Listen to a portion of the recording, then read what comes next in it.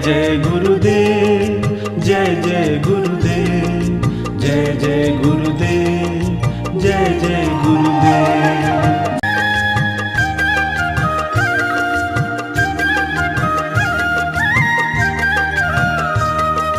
जय जय गुरुदेव, जय जय गुरुदेव, जय जय गुरुदेव, जय जय गुरुदेव।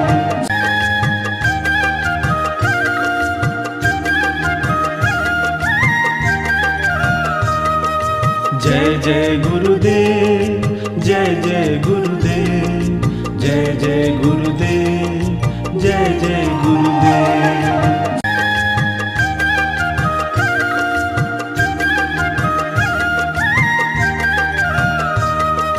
जय जय गुरुदेव, जय जय गुरुदेव, जय जय गुरुदेव, जय जय गुरुदेव।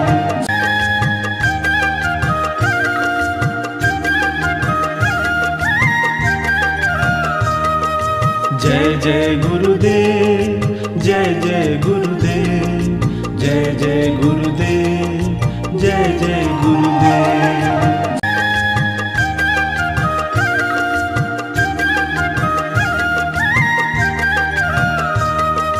जय जय गुरुदेव, जय जय गुरुदेव, जय जय गुरुदेव, जय जय गुरुदेव।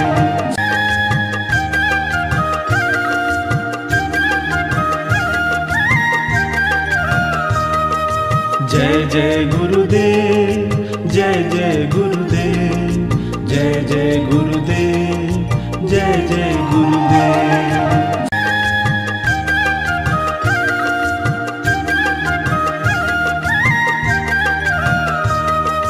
जय जय गुरुदेव, जय जय गुरुदेव, जय जय गुरुदेव, जय जय गुरुदेव।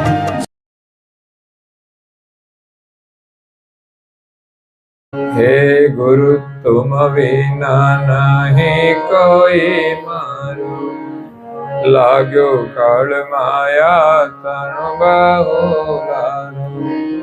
जैथे दुख पाय माया गादय पारू, कोण करे सहाय नहीं कोई मारू। प्रिय भक्तजनों, ज्ञान संप्रदायना अध्यस्थापक, अनंत ब्रह्मांडाधीश विश्व नियंता, सकर्ता सतकैवलना परम विशेष अंश, अनंत अंशोना तारणहार, परम मोक्षना दाता,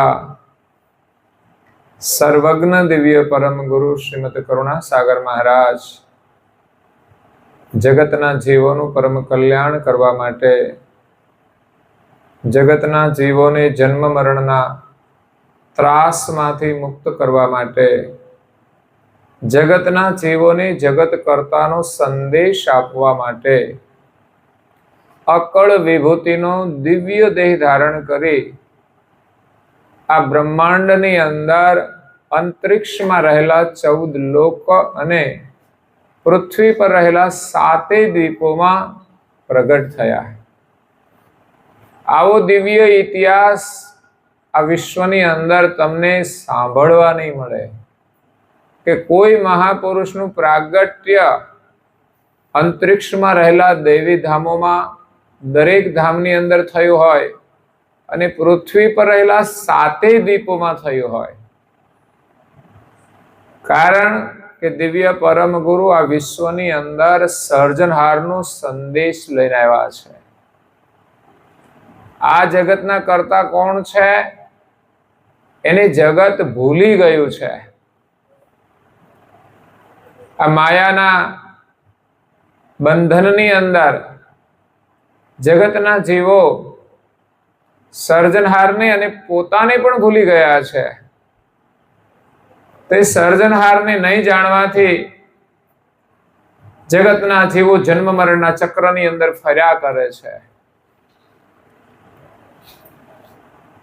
તો જગતના જીવોને સર્જનહારનો સંદેશ આપવા માટે આવ્યા છે, ત્યારે પહેલા એમણે દેવલોકની અંદર સંદેશ આપ્યો અને 14 લોકમાં ગયા.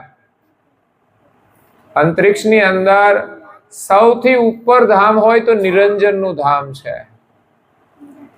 આદ્ય પુરુષ નિરંજન, જ્યોતિ પુરુષ નિરંજન, જેનાથી આ સૃષ્ટિનો પ્રકૃતિ સાથેનો વિસ્તાર થયો. મૂળ સર્જન તો કૈવલનું કરેલું છે, એને દુનિયા જાણતી નથી. આ વિશ્વના સર્જનહાર કોણ છે એની જગતમાં કોઈને પણ ખબર નથી. એટલે જગતના જીવો આ સંસાર ચક્રની અંદર ફર્યા કરે છે. ધર્મ માર્ગની અંદર પણ અનેક મતભેદો, કલેશો થતા હોય છે. હા, જે મહાપુરુષો સમજી ગયા છે એ આ કલેશમાંથી બહાર નીકળી ગયા છે અને એમણે આ શરીરની અંદર હું કોણ છું એની ખોજ કરી છે. અને સર્જનહાર કોણ છે એ વિશે તો વાતો બધી અદબદ જ રહી છે. એ સ્વયં પોતાને સર્જનહાર માને છે કે આત્મા એ જ પરમાત્મા. પરંતુ જ્યાં સુધી આ જગતની અંદર સાચા અનુભવી ગુરુ ન મળે ત્યાં સુધી આપણે કોણ છીએ ને આપણા કરતા કોણ છે એની આપણને સમજણ નહીં મળે. ને સમજણ નહીં મળે તો અનુભૂતિ કેવી રીતે થશે? એટલે કરુણાસાગર મહારાજ શ્રીએ આ વિશ્વની અંદર આપણે કોણ છીએ અને આપણા માલિક એટલે આ જગતનું સર્જન કરનાર કોણ છે એની સાચી ઓળખાણ આપી છે. એટલે સૌ પ્રથમ તો જ્ઞાનની પ્રાપ્તિ કરવા માટે આપણે ગુરુના શરણે જવું પડે. અને ગુરુઓની અંદર પણ અલગ અલગ પ્રકાર છે. એમાં મુખ્ય 4 પ્રકારના ગુરુઓ છે. એનું વર્ણન આ ગુરુ મહિમાની અંદર આવે છે. એમાંય આપણે સમર્થ અને અનુભવી ગુરુની ઓળખાણ કરવી પડે અને એમના શરણે જઈએ ત્યારે આપણને સર્જનહારની સમજણ મળે છે. પછી એને પ્રાપ્ત કરવાનો માર્ગ મળે છે. અને જ્યારે આપણે યોગ્ય સાધના કરીએ ત્યારે આપણને માલિકની પ્રાપ્તિ થાય છે. એટલે મહાપુરુષોએ માલિકને મેળવવા માટે ભક્તિ તો સારધાર કરી છે, પરંતુ એવા કોઈ અનુભવી ગુરુ ન મળ્યા કે જેથી આ વિશ્વના સર્જનહાર કોણ છે એની સાચી ઓળખાણ થાય. આત્મા એ જ પરમાત્મા એવી માન્યતા ચાલે છે. અહમ બ્રહ્માસ્મિ, હું બ્રહ્મ છું ને બ્રહ્મ પરમાત્મા છે. તો બ્રહ્મ એટલે સચરાચર વ્યાપક છે, સર્જનહારનો પ્રકાશ છે. પણ એ કોઈને ખબર નથી કે આ બ્રહ્મના પ્રકાશક સર્જનહાર એ બધાથી ન્યારા છે, એક જ છે. પરંતુ આ જગતની અંદર જે દેવોના અવતારો થયા એને ઈશ્વર તરીકે સ્થાપના કરવામાં આવી, કારણ કે સર્જનહારને જાણતા જ નથી. તો પછી આપણા માટે ભગવાન કોણ? તો કે જે ઈશ્વરો છે, દેવતાઓ છે, એ આપણા માટે ભગવાન તુલ્ય છે. પણ સર્જનહાર તો ન્યારા જ રહ્યા છે, જેને દેવતાઓ પણ જાણતા નથી. એટલે સર્જનહારને જાણવા માટે ગુરુના શરણમાં જવાની આવશ્યકતા છે. અને એવા સમર્થ પરમ ગુરુ આ વિશ્વમાં પ્રગટ થયા છે. જો કોઈ એનું જ્ઞાન સાંભળે, એનો મહિમા જાણે અને એના શરણમાં આવે તો એને ખરેખર આપણે કોણ છીએ આ શરીરમાં એની એક સમજણ મળશે. અને પછી એમની આજ્ઞા અનુસાર જો સાધના કરીશું તો આપણને પોતાની ઓળખાણ થઈ જશે કે આપણે કોણ છીએ. જો આપણી ઓળખાણ થઈ જશે પછી આપણે કંઈ જ જાણવા જેવું રહેશે નહીં. અને જ્યાં સુધી આપણે પોતાને નથી જાણતા ત્યાં સુધી દુનિયામાં ગમે તેટલું જાણીએ તો પણ આપણે કંઈ જ જાણતા નથી એમ સમજવાનું. એટલે સાચી જાણકારી મેળવવાની છે કે આ શરીરમાં આપણે કોણ છીએ. કરુણાસાગર બાપજી એમ કહે છે કે આપણે બધા સર્જનહારના અંશ છીએ. સર્જનહાર એક છે, અંશી છે, અને આપણે એના અંશ છીએ, એમની સજાતિના છે. પરંતુ આપણે આ શરીર ધારણ કર્યું ત્યારથી આપણને શરીરની અસ્મિ લાગુ પડી છે, જેના કારણે આપણે માનીએ છીએ કે હું મનુષ્ય છું, મનુષ્યની અંદર હું સ્ત્રી છું, હું પુરુષ છું. આ શરીરની અસ્મિ છે. આપણે કપડા પહેર્યા હોય ને તો આપણને એમ લાગે કે આપણે આવા જ લાગીએ છીએ, આપણે જ છીએ. તો એ પ્રકારની અસ્મિ લાગી છે એટલે આપણે પોતાને ભૂલી ગયા છીએ. અને જ્યાં સુધી એ સ્વરૂપની ઓળખાણ નહીં થાય ત્યાં સુધી આપણે સંસારમાં ભટકવાનું છે. આ શરીર એક દિવસ છૂટી જવાનું છે. ખાઈ પીને મજા કરીશું, જે વ્યવસ્થા કરીશું ભાગ્યમાં હશે ને મહેનત કરીશું એ પ્રમાણે, પણ આખર તો આ બધું છોડીને ચાલ્યા જવાનું છે. આમાંથી બચવાનો ઉપાય શું છે? જન્મ અને મૃત્યુની વચ્ચે જોઈએ તો કેટલી બધી મુશ્કેલીઓ આવે છે, અને જીવનનો અંત આવતા આપણે કોઈ મુશ્કેલીને દૂર નથી કરી શકતા. સમય જતા જતી રહે છે પણ બીજી નવી આવે છે.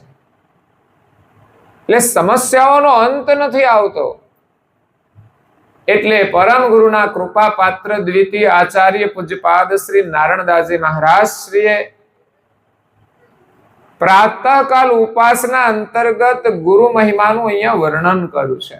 એની અંદર કહે છે કે ગુરુ તુમ વિના નહીં કોઈ મારું. જો આ શબ્દો આપણા હૃદયની અંદર ઉતરી જાય ને, અને એ જ ચિંતવન જો નિરંતર ચાલે ને, તો આપણો બેડો પાર થઈ જાય. આ અંતરની એક પ્રાર્થના છે કે ગુરુ તુમ વિના નહીં કોઈ મારું. સવારે આપણે પ્રાર્થના કરીએ, પાઠ કરીએ, તો એની અંદર ગુરુ મહિમાનો પાઠ આપણે અવશ્ય કરવો જોઈએ. અને આપણા ઘરમાં જો ગુરુ મહિમાનો પાઠ થાય, સમજવાનું, એ ઘર પાવન થઈ જશે. અને ઘરમાં રહેતા બધા જ લોકોને એનો લાભ મળશે. પછી જે કોઈ પાઠ કરશે, જે ઘરમાં થશે ઘર પાવન થશે, અને જે કોઈ પાઠ કરશે એનું ઘટ પાવન થશે. એટલે એકલા ઘરથી કામ ચાલશે નહીં, આપણું ઘટ પણ પાવન કરવું પડશે. કારણ જે કંઈ સુખ દુઃખનો અનુભવ થાય છે તો આપણા ઘટની અંદર થાય છે, આપણા મનની અંદર થાય છે. તો આ મન જ્યાં સુધી મલિન હોય ને ત્યાં સુધી દુઃખનો અનુભવ છે, અને મન જો સ્વચ્છ થઈ જાય તો સુખનો અનુભવ થાય. આપણે જોઈએ છે આ ગરમી થાય એટલે શરીરને પરસેવો વળશે એટલે આપણે અકળામણ થશે. ગરમીની અકળામણ, પરસેવાની અકળામણ. પણ તમે સ્નાન કરી લેશો તો અકળામણ દૂર થઈ જશે, તમને પ્રસન્નતાનો અનુભવ થશે. એમ આપણું મન જો સ્વચ્છ થશે તો આપણને સુખ મળશે. એવું નહીં કે આ બહારની વ્યવસ્થા છે એટલે સુખ છે, એ તો એક વ્યવસ્થા છે, પણ સુખનો અનુભવ જેટલું મન આપણું નિર્મળ થશે. રામાયણમાં પણ તુલસીદાસ મહારાજે કહ્યું છે, નિર્મલ મન સમહી પાવા,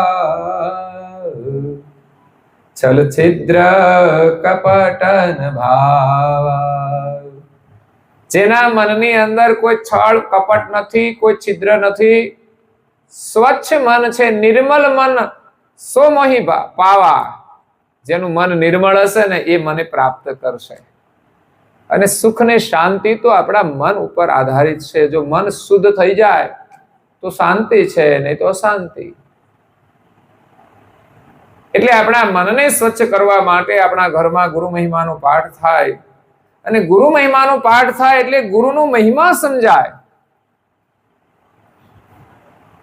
અને ગુરુનો મહિમા સમજીશું તો આપણે ગુરુના શરણમાં જઈશું, ગુરુના કૃપા પાત્ર બનીશું. અને ગુરુ મહારાજના આશીર્વાદ સિવાય કોઈ જીવનું કલ્યાણ થતું નથી. આ દુનિયામાં કેટલી પણ ભક્તિ કરી લે, ગમે તેટલી તપસ્યા કરી લે, પણ જ્યાં સુધી ગુરુની કૃપા ન થાય ત્યાં સુધી એનો મોક્ષ થતો નથી. એટલે મનુષ્ય જીવનમાં ગુરુ કરવા જરૂરી છે, ગુરુના શરણે જવું જરૂરી છે. ગુરુનું સાનિધ્ય તો કેટલું અદ્ભુત છે. ઉનાળાનો તાપ હોય અને એક ઝાડની છાયા નીચે આપણે આવીએ અને જે શાંતિનો અનુભવ થાય, એમાં જ ગુરુના સાનિધ્યમાં આવીએ તો આપણને શીતળતાનો અનુભવ થાય છે. એટલે ગુરુના સાનિધ્યમાં અવશ્ય જવું જોઈએ, જેના સાનિધ્યમાં સુખ અને શાંતિ છે. સંસારની અંદર ત્રિવિધિના તાપ છે, એમાંથી જો શાંતિ જોઈતી હોય તો ગુરુના સાનિધ્યમાં જઈશું તો શાંતિ મળશે. સાનિધ્ય શું છે? ગુરુ મહારાજનું જે જ્ઞાન છે એને આપણે શ્રવણ કરવાનું, તદ અનુસાર આપણે જીવન જીવવાનું છે. એમની કઈ આજ્ઞાઓ છે એનું આપણે પાલન કરીશું તો આ ત્રિવિધિના તાપમાંથી બચીશું. આ સંસારની અંદર આપણે બધું માનીએ છીએ કે હગા બધા મારા, અને જે વસ્તુ આપણી પાસે હોય ને એ બધી મારી. છેલ્લા દાડે કેટલી ભેગી આવશે ભાઈ? એક પણ વસ્તુ આવતી નથી તો આપણી કેવી રીતે? અને હગા બધા આપણા, પણ છેલ્લા દાડે કોઈ આપણી સાથે આવે એવા ખરા? કે આપણા માટે કોઈ જાન કુરબાન કરે એવા પણ ખરા? તો પછી આપણું કોણ? અગર તો માનો કોઈ ન આવે તો જઈ પણ નથી શકતો, પણ એ સમયની જે મુશ્કેલી છે એમાંથી કોઈ બચાવનારું ખરું? બધા એની રીતે મહેનત કરે, દવાખાને લઈ જાય, બીજી કઈ વ્યવસ્થા કરે, પણ છતાંય મોતના દુઃખમાંથી કોઈ બચાવી શકતું નથી. મોટામાં મોટું દુઃખ આ સંસારમાં મરવાનું છે અને આવવાનું છે. અમીર હોય કે ગરીબ, સ્ત્રી હોય કે પુરુષ, બાળક હોય કે વૃદ્ધ, ગમે ત્યારે આવે છે. પણ મૃત્યુનું દુઃખ બધાના જીવનમાં આવશે આવશે ને આવશે. આપણે બીજા બધા દુઃખ માટેની વ્યવસ્થા કરીએ છીએ. ગરમી ના થાય તો પંખા રાખીએ, એનાથી પણ વધારે ઠંડક જોઈએ તો એસી રાખીએ, બીજી બધી સુવિધાઓ આપણે કરીએ છીએ. છતાં પણ મૃત્યુનું જે દુઃખ છે એની વ્યવસ્થા કોઈ જ નથી કરતું. એ સમયે શું કરીશું? એ દુઃખમાંથી બચવાનો ઉપાય શું છે? જો કે મહાપુરુષોએ તો બતાવ્યો છે કે પ્રભુનું નામ સ્મરણ છે ને એનો ઉપચાર છે. એમાં જો પ્રીતિ થઈ જાય, ભગવાનનું એક નામ હોય છે અને એનું સ્મરણ કરવાનું, એમાં જો પ્રીતિ થઈ જાય, કારણ કે એ નામનો મહિમા જાણે તો એમાં પ્રીતિ થાય. અને નામ કોનું છે? ભગવાનનું છે. ભગવાન કેવા છે એના જો ગુણગાન ગુરુ મહારાજના સ્વમુખે સાંભળીએ, એનો મહિમા સાંભળીને એના નામમાં જો પ્રીતિ થઈ જાય તો અંત સમયે, મૃત્યુ સમયે એ મૃત્યુના દુઃખમાંથી આપણને બચાવી લે છે.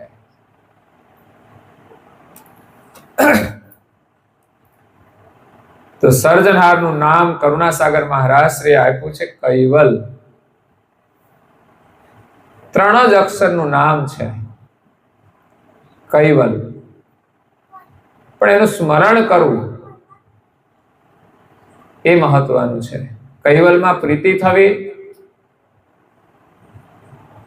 અને નિરંતર એનું સ્મરણ. એટલે મનની અંદર પ્રભુ પ્રત્યે આપણી પ્રીતિ થઈ જાય પછી એનું નામ અંદરથી સ્મરણ થયા કરે છે. એકવાર ખબર પડી જાય કે સર્જનહારનું નામ એ કૈવલ છે તો આપણે 5 મિનિટ ધૂન કરી, તો 5 મિનિટ સ્મરણ કર્યું, એમાં પ્રીતિ થઈ, પણ પછી આ જગતની રચના જોઈએ ને તો આપણે ભગવાન જ યાદ આવે તો. બાકી આપણે સારું મકાન બનાવ્યું હોય તો ભગવાન કઈ યાદ આવે?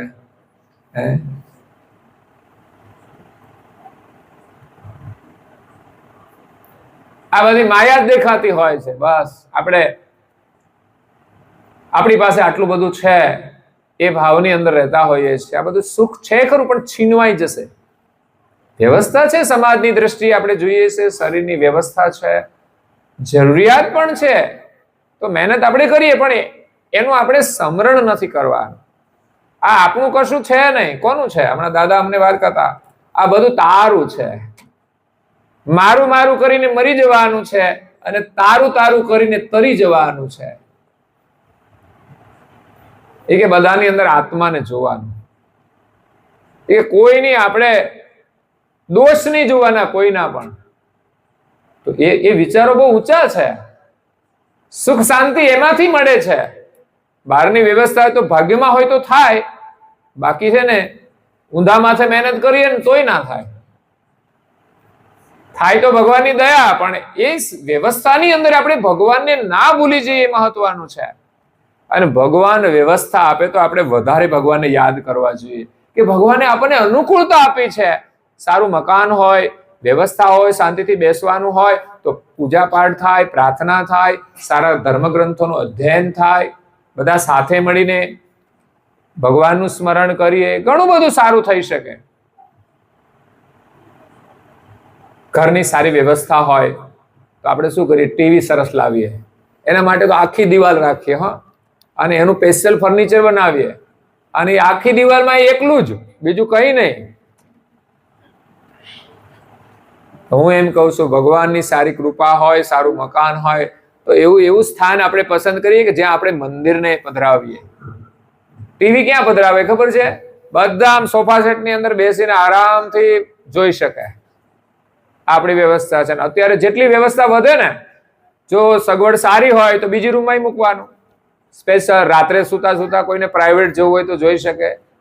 તો ભગવાન માટેની આવી કોઈ વ્યવસ્થા કરી, બધી રૂમમાં હોય પ્રાઇવેટ, એક રૂમમાં હોય, અને એ પાછું એક જ પૂજારી હોય ઘરમાં. એવું નહીં. મંદિર છે શા માટે? બધાને પૂજા કરવા માટે છે, બધાને પ્રાર્થના કરવા માટે. આગળ પાછળ ગમે ત્યારે કરી શકો. અને કદાચ એક પૂજા કરતું હોય ને તમારે અલગથી કરવી હોય તો તમારા રૂમમાં જેમ ટીવી રાખો એમ જ તમે એક સ્થાન રાખી શકો છો. ત્યાં બેસીને તમે ધ્યાન કરી શકો છો, પ્રાર્થના કરી શકો છો. પણ આવું ચિંતન કોઈ કરતા જ નથી કે ભગવાનની ખૂબ દયા છે, સારું મકાન છે, એટલું બધું સરસ બેઠક રૂમ હોય ને એમાં જ ભગવાનનું સ્થાન બનાવીએ. લોકો કે અહીં ના રખાય ભગવાનને. કેમ? હું તો કહું જ્યાં ટીવીની જગ્યા છે ને એ જ ભગવાનની જગ્યા મને તો પસંદ આવી છે, કે જ્યાં બેસીને બધા પ્લાનમાં હોય બધું બેસવા. ભલે પરિસ્થિતિ એવી હોય તો તમે સોફામાં બેસીને પણ કરી શકો છો, નહીં તો એના આગળ ખાલી જગ્યા પડી હોય ત્યાં પાથરીને નીચે બેસીને ભગવાનની પ્રાર્થના કરીએ. અને પ્રાર્થનાનો જે સમય હોય છે એ સમય ટીવીનો સમય હોતો નથી. એ સમય બંધ જ રાખવાનો હોય તો એ રૂમમાં બહુ અનુકૂળ આવે. કારણ કે બે વસ્તુ સાથે ના ચાલે. પછી તો એક જણ બહાર ટીવી જોવે ને એક જણ અંદર પ્રાર્થના કરે, એવું કરવાનું છે ઘરમાં? પછી તો ઘરમાં લડાઈ થવાની, બધા જુદા જુદા મત થવાના. એક જ મત હોવો જોઈએ. સંધ્યાનો સમય છે, કોઈ કઈ કામ નહીં કરવાનું. રસોડું કરે તો કરે, એ તો વહેલા કરી લે પછી કરે, કાં તો એ કરે તો એને એક છૂટ હોય છે. સિવાયના લોકોએ મંદિર આગળ બેસીને એકલા હોય તો એકલા પ્રાર્થના કરે, બે હોય તો બે બેસે, ત્રણ હોય તો ત્રણ, એ રીતે કરવી જોઈએ. જો તમારા પરિવારનું વાતાવરણ કેવું બને છે, અને આ સંસ્કાર તમારી ભાવિ પેઢીને પરંપરાગત મળી જશે. પણ આવું ચિંતન આપણે કરતા જ નથી. લગ્ન હોય ત્યારે પણ તમે જુઓ તો બધા બૂટ પહેરીને આટા જ માર્યા કરતા, આવા સરસ ગાડલા મૂક્યા હોય તોય. તો એ સમયે નથી જ આયોજન કરતા કે આજે અહીંયા લગ્નનો પ્રસંગ છે અને દીકરા દીકરીઓને ખાસ આશીર્વાદની જરૂર હોય તો જેટલા આવ્યા હોય ને બધા તમે સુંદર આવી રીતે બેઠક બનાવો ને ભગવાનને પધરાવીને દીવા કરો ને સરસ આયોજન કરો તો બધા લોકો બેસે કે ના બેસે? અહીં ગાદલા પાથર્યા હોય બધા બેસે ને સાંભળે. તમે માઇકમાં બોલો યા તો તમે અત્યારે રેકોર્ડિંગમાં હોય તમે મૂકીને પણ કરો. બધાને પુસ્તિકાઓ આપો અને બધા પાઠ કરે. પેમ્પલેટ છપાઈ દો ટેમ્પરરી. આમ તો બહુ ખર્ચો કરતા હો છો. પત્રિકાઓનો કરો એના કરતા પેમ્પલેટ છપાવીને પ્રાર્થના કરાવો ને. તમારા જે કઈ દીકરા દીકરીઓના લગ્ન હોય ને એને આશીર્વાદ મળી જશે. જે કાયમ કરવાનું છે, એવું નહીં કે લગ્નના દિવસે જ કરવાનું છે. છોકરા કે છોકરીઓને સંસ્કાર મળવા જોઈએ કે આ જીવનમાં આપણે કાયમ કરવું જ જોઈએ. આ સાચા આશીર્વાદ છે. એટલે ગુરુના શરણમાં જઈશું તો જ્ઞાન મળશે, સર્જનહારની ઓળખ થશે કે આપણા માલિક કોણ છે. આ દુનિયામાં જેટલા પણ શરીર છે એ બધાની અંદર આત્માઓ છે. અંશ કહેવાય, પરમ ગુરુ એને અંશ કહે છે. એ બધા જ અંશોના સર્જનહાર એક છે. અને બ્રહ્માંડની અંદર જે દેવતાઓ છે એનાય સર્જનહાર આપણે બધા એકના જ સર્જનહારના અંશ છીએ.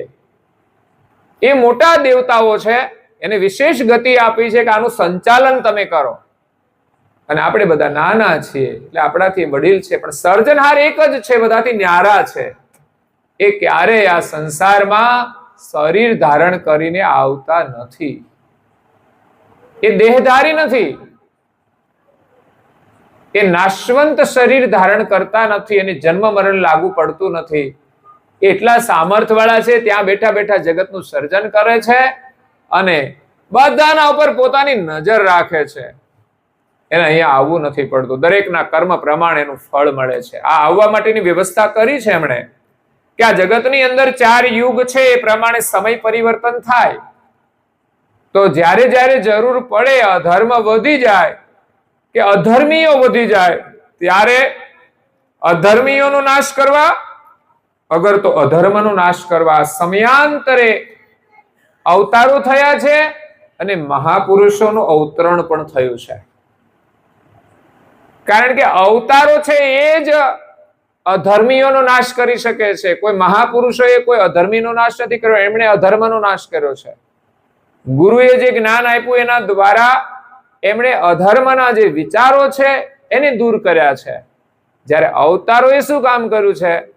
એ અધર્મીઓ એવા હતા ને, એ બહુ નિષ્ઠાવાળા હતા, એને પણ બહુ સારી ભક્તિ કરી દાનવોએ, અને દેવોને પ્રસન્ન કરીને એવા વરદાન લઈ લીધા, હવારે ના મારું, રાત્રે ના મારું, દિવસે ના મારું, આકાશમાં ના મારું, જમીન ઉપર ના મારું, અસ્ત્રથી ના મારું, શસ્ત્રથી ના મારું, આવા જ વરદાન લઈને ફરતા હતા. એને મારવા કેવી રીતે? ત્યારે અવતારોને આવવું પડ્યું હોય છે. ભગવાનની એક સર્જનહારની વ્યવસ્થા પણ છે. પણ ભૂલ ત્યાં પડી છે કે આપણા સર્જનહારને આપણે ભૂલી ગયા છીએ. એટલે સર્જનહારના સાનિધ્યમાંથી એમના પરમહંસ પરમ ગુરુ કરુણાસાગર આ વિશ્વની અંદર આવ્યા છે. સર્જનહારે આ જગતની અંદર નજર પસારીને જોયું કે મારા અંશો બધા મને ભૂલી ગયા છે અને જ્યાં ત્યાં ભટકે છે. અને ઘણા જીવોને આવવાની ઈચ્છા પણ છે, જાણવાની ઈચ્છા પણ છે ભગવાન કોણ છે. એ સાધનાઓ કરે જ છે. ત્યારે કરતા માલિકે પોતાની હજુરમાંથી પોતાના પરમ વિશેષ અંશ પરમ ગુરુ કરુણાસાગરને આ વિશ્વમાં મોકલ્યા. ત્યારે સૌ પ્રથમ 14 લોકમાં ગયા, દેવોને સર્જનહારની ઓળખ આપી. પછી આ પૃથ્વી પર આવ્યા. પૃથ્વી પર 7 દ્વીપ છે: પુષ્કરદ્વીપ, સાગદ્વીપ, કૌશકદ્વીપ, કુશાલકદ્વીપ, સાલમદ્વીપ, પાલકીદ્વીપ અને જંબુદ્વીપ. આપણે રહીએ છીએ જંબુદ્વીપ છે. તો પરમ ગુરુ કરુણાસાગરે આગળના 6 દ્વીપોનું વર્ણન કર્યું અને ત્યાં બધે જે પ્રગટ થયા અને એના આખા ઇતિહાસનું વર્ણન કરી દીધું કે ત્યાં હું કોને મળ્યો, એનું નામ શું હતું, મારી કેવી રીતે સેવા કરી અને મેં એમને શું જ્ઞાન આપ્યું. કોઈ યોગીઓ મળ્યા, કોઈ રાજાઓ મળ્યા, કોઈ દેવીઓ પણ મળી. બધાને એમણે એક સર્જનહારની ઓળખ કરાવી છે. એટલે આજે અહોભાગ્ય છે કે સદગત આત્માની પાછળ દિવ્ય સત્સંગ પારાયણનું આયોજન કરવામાં આવ્યું છે કે જેથી આપણને સાચું જ્ઞાન મળે અને જીવનમાં જાગૃતિ આવે. મનુષ્ય જીવન મળ્યું છે, જાગૃતિની જરૂર છે. બધા ભણેલા છે, શિક્ષિત છે, પણ જાગૃતિનો અભાવ હોય છે સમાજમાં. જે કરવાનું છે રહી જાય છે અને ન કરવા પાછળ માણસ સમય, સંપત્તિ અને બધું જ બરબાદ કરી દેતા હોય છે. કમાય છે ઘણું, શિક્ષણ પણ મેળવે છે, સમજણ પણ છે, પણ મનુષ્ય જીવન શા માટે મળ્યું છે એના હેતુને જાણતા નથી અને એનો સમય એમાં જ વહ્યો જાય છે. જાગૃતિની જરૂર છે. મેં કહ્યું ને, સંધ્યાના સમયે પરિવાર સાથે બેસવું જોઈએ. એ જાગૃતિનો અભાવ કહેવાય. એ અનુશાસન ઘરમાં હોવું જોઈએ. પહેલેથી જ, બાળપણથી જ બાળકને એવા સંસ્કારને પ્રભાવ આવી જાય કે એની જાતે બધું કરતા થઈ જાય, એને કરવામાં ગૌરવ થાય. એવા સંસ્કાર આપણે આપવાના છે. તો અહીંયા કરુણાસાગર મહારાજના પટ શિષ્ય નારણદાસજી મહારાજ કહે છે, ગુરુ તુમ વિના નહીં કોઈ મારું. આ સંસારમાં બધું આપણે મારું મારું તો કરીએ છીએ, બધા આપણે કેટલા સમય પૂરતા? આ જન્મ પૂરતા જ ને. અને ઘણાને તમે જુઓ તો આ જન્મમાં સંબંધો રહેતા, બહુ સંબંધો વિચ્છેદ થાય છે. કુટુંબોમાં કલેશ થાય તો એકબીજાને ઘરે ના જાય, અને હવે તો ઘરમાં ને ઘરમાં કલેશો થાય છે અને સંબંધો વિચ્છેદ. આમાં આપણું રહ્યું ક્યાં? એક સમય માનતા હતા કે આ મારા છે, પણ જયારે થોડી કડવાહટ આવે છે ને ત્યારે આપણને આપણા નથી લાગતા. એટલે આ સમય પૂરતા અને સંબંધના નાતે ભેગા થયા છે. આપણું કોઈ છે? આપણું કર્તવ્ય ખરું, જે પરિવારમાં આપણે જન્મ લીધો, માતા પિતા હોય, કુટુંબ હોય, એના પ્રત્યેની આપણી ફરજ શું છે એ આપણે જાણવી જોઈએ અને નિભાવવી જોઈએ. પણ આ દુનિયામાં છે ને લોકો ફરજને સમજતા જ નથી. એમ કે છે કે મારો અધિકાર શું આ ઘરમાં, તમારે મારા માટે આ કરવું જોઈએ, અધિકાર માગે છે બધા. પણ ખરેખર આપણી ફરજ શું છે આ ઘરમાં? દરેક સંબંધ પ્રત્યે આપણી ફરજ શું છે? તો ધર્મનું જ્ઞાન હોય, શાસ્ત્રોનું જ્ઞાન હોય તો આપણને ખબર પડે કે મારી ફરજ શું છે. જેટલા લોકો ફરજ નિભાવે છે ને પરિવાર સરસ રીતે ચાલે છે. પણ જે અધિકાર માગે છે ને એ લડે છે. બધા આવે ને તરત જ ડિમાન્ડ કરવા માટે મારે આ જોઈશે, મારે પેલું જોઈશે. હજુ સંબંધો કર્યા હોય ત્યાં ડિમાન્ડ શરૂ થઈ જાય. સમય પ્રમાણે, ફેશન પ્રમાણે બધું ચાલતું હોય છે. હજુ તો સંબંધ થાય ત્યાં જ પધરામણી થઈ જાય.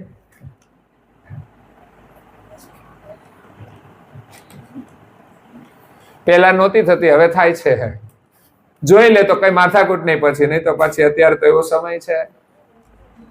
પછી વ્યવહાર આવે, એકાબીજાને મોબાઈલ આપવાના, પછી આવો નહીં કે છે મારે તો આઈફોન જોઈએ, ત્યાંથી લડાઈ શરૂ થાય.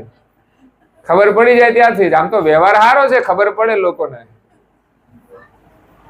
બાકી જરૂર નથી હોતી, પણ આપણે બધું ઊભું કરીએ છીએ. એ ફોને તો મુશ્કેલી ઊભી કરી છે ઘણી અગાઉથી. એટલે જો સારા સંસ્કાર હશે તો આ સંબંધ પ્રત્યેની આપણી ફરજ શું છે એ આપણે સમજીશું તો આ જીવન આપણું સુખી થશે.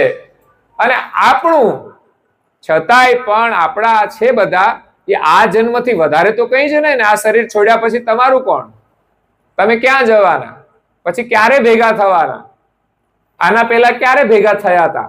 કઈ જ ખબર નથી. માત્ર આ જીવન પૂરતું છે તો સારી રીતે રહો એમ, અને ભગવાનનું સ્મરણ કરો કે આપણે બધા જ ભગવાનના છીએ. ભગવાનની જે ઓળખ કરાવે એને ગુરુ કહેવાય. આપણે બધા જ ગુરુના છીએ. જીવનમાં આપણને જે સત્સંગ પ્રદાન કરે એ સંતો કહેવાય. આપણે બધા સંતના છીએ. અને આ જગતની અંદર જે ભક્તો છે ને એ બધા આપણા છે, બધા જ આપણા છે. જો સમજીએ તો સજ્જન છે એની સાથે આપણે મિત્રતા રાખીને એ બધા આપણા છે. આપણે બધા ભગવાનના છીએ તો બધા જ આપણા છે. પ્રાણી, પશુ, પંખી બધામાં આપણી પ્રીતિ થઈ જશે. તો એ આપણી સાચી ઓળખ છે. નારણદાસજી મહારાજ કહે છે, હે પરમ ગુરુ તુમ વિના નહીં કોઈ મારું. આ જગતની અંદર એમણે જ્ઞાન દ્રષ્ટિથી અવલોકન કર્યું, અનુભવથી એમણે અવલોકન કર્યું, ત્યારે આ શબ્દો ઉચ્ચાર્યા છે. નહીં તો અહીંયા તો આપણે કહીએ હે ભગવાન હું તારો છું, ઘરે આવીને ઘરવાળાને કે હું તારો છું. આપણે ઘડીકમાં ફરી જઈએ છીએ. પણ સંસારની અંદર તો બધા સંબંધના નાતે આપણે બધાના હોઈએ છીએ, હે ને? કોઈના ભાઈ હોય, કોઈના બેન હોય, કોઈની દીકરી હોય, કોઈની માતા હોય, કોઈની પુત્રી હોય, બધું અલગ અલગ. પણ સરવાળે આપણે કોઈના રહેતા નથી હો. પણ એક સંબંધ એવો છે કે જે કોઈ પણ સમયે કોઈ પણ શરીર ધારણ કરી આપણે એના જ રહીએ છીએ. એક માત્ર ગુરુ અને એક માત્ર માલિક. આ શરીર હોય કે બીજું શરીર, આપણે એમના જ છીએ. અને એ જ આપણને શરીર આપે છે, એ જ આપણને જીવન આપે છે. અને ત્યાં જીવનની જે કઈ વ્યવસ્થા હોય ને એ એમણે જ કરેલી છે. કદાચ બીજું શરીર મળશે તો આપણને ખાવાનું મળશે કે કેમ, શું કરશું? અત્યારથી વ્યવસ્થા ના કરવી જોઈએ બીજા શરીરમાં જવાની? પણ ત્યાં બધી જગ્યાએ માલિકે બધાની વ્યવસ્થા કરી છે. અહીંયા આપણા ઘરમાં ચકલી આવશે, માળો કરશે, એના બચ્ચા, એના માટે ખાવાનું બધું શોધી લાવે છે. કોઈ દયા પ્રેમી હોય તો લોકો એને ખાવાનું બધું નાખતા પણ હોય છે, એમાંથી ખાતા હોય છે. એટલે આપણે બધા ભગવાનના છીએ, આપણે બધા ગુરુના છીએ, અને ગુરુ આપણા છે. એ વિચાર આપણા હૃદયની અંદર દ્રઢ થઈ જશે ને તો આપણું જીવન સુખી થઈ જશે. ગુરુ તુમ વિના નહીં કોઈ મારું, લાગ્યું કાળ માયા તણું બહુ લારું. આ સંસારની અંદર કાળ અને માયાનું લારું લાગ્યું છે. માયા છોડતી, માયાને આપણે છોડી નથી શકતા, એના બંધનમાં બંધાઈ ગયા છે. આમાંથી છોડાવનાર સંસારમાં કોઈ છે જ નહીં. આપણે કોને કહેવાય કે જે આપણને દુઃખમાંથી છોડાવે, બંધનમાંથી છોડાવે? આ એક વ્યવસ્થા, એ બંધનમાંથી છુટકારો નથી. જોવા જઈએ ને તો જેટલી વ્યવસ્થા ને એટલું બંધન છે. અનુભવ કરજો, જેટલી તમે વ્યવસ્થા ભોગવશો એટલા જ તમે એના ગુલામ બનતા જશો. આ લોકો મસાલા ને પડીકીઓ ખાઈને શું કરે છે? એ મજા કરે છે કે એના ગુલામ થઈ ગયા છે? એને ખાવાથી આનંદ આવતો હશે, પણ આખર તો એની ગુલામી જ કરવાની છે. સુખ તો કઈ મળવાનું જ નથી, એનું પરિણામ સારું આવવાનું જ નથી. એમ આપણા જીવનમાં જેટલી જરૂરિયાત છે ને એટલો જ વસ્તુનો ઉપયોગ કરવો જોઈએ. અને એ પણ ન મળે તો કોઈ દુઃખ નહીં, મળે તો ચોક્કસ ઉપયોગ કરો. કાલ સવારે ના મળે તો દુઃખ ના થવું જોઈએ.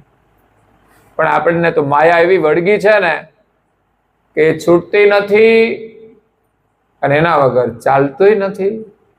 માયા ના હોય તો ચાલે, અને માયા હોય છે તો આપણે એમાં બંધાઈ જઈએ છીએ, એમાંથી છૂટવા પ્રયાસ કરીએ છીએ તો પણ છૂટાતું. ઘણા હમણાં સમય એવો આવ્યો છે ને કે ઠેકાણા પડતા નથી. બહુ સમસ્યાઓ છે. વ્યવહાર સારા હોય ને સુકરીત સારું હોય તો પડી જાય છે, બાકી તો ફિલ્ડિંગ બહુ ભરાવે ઘણાને. એટલે ના જોઈએ ને તો એ લાવવું પડે બધું. એક ગાડી લાવીને મૂકી દેવી પડે, ઘરમાં કઈક વસ્તુ લાવીને મૂકી દેવી પડે. એટલે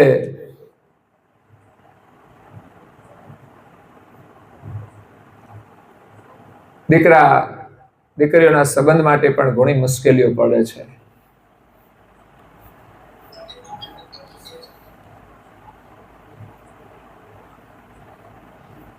ત્યારે